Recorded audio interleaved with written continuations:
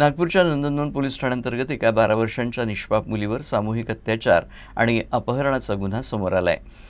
पोलिसांनी या प्रकरणी एका आरोपीला अटक केली असून त्याच्या इतर साथीदारांचा शोध सुरू आहे। आरोपींनी पीडितेला लॉजवर नेलं आणि तिच्यावर अत्याचार केला आणि त्याचा व्हिडिओ बनवून तो व्हायरल करण्याची धमकी दिली होती।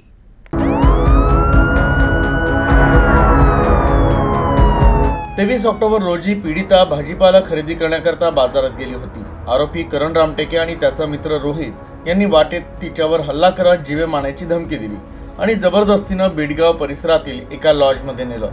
आरोपी करणने निष्पाप मुलीवर अत्याचार केला। यावेळी मित्र रोहितने त्याला मदत केली। इतकंच नव्हे तर आरोपी करणने मोबाईल फोनवर पीडितेचा अश्लील व्हिडिओ बनवला आणि जर तिने याबद्दल कुणालाही सांगितलं तर इंटरनेटवर व्हायरल करण्याची ही धमकी दिली। त्यानंतर दोन्ही आरोपी तिला सोडून पळून गेले। पीडितेच्या कुटुंबियांनी नंदनवन पोलिसात तक्रार दाखल केली। पोलिसांनी आरोपी करण रामटेकेला अटक केली। या प्रकरणात अपहरण, अत्याचार, जीवे मारण्याची धमकी यासह पॉक्सो कायद्याचाही कलम लावण्यात आला आहे। तर दुसरा आरोपी रोहितचा शोध सुरू आहे। आरोपी करणची गुन्हेगारी पार्श्वभूमी असून त्याच्यावर चोरीसह विविध गुन्हे दाखल आहेत। तो पीडितेच्या शेजारी राहत होता, त्यामुळे त्याला ती ओळखत होती।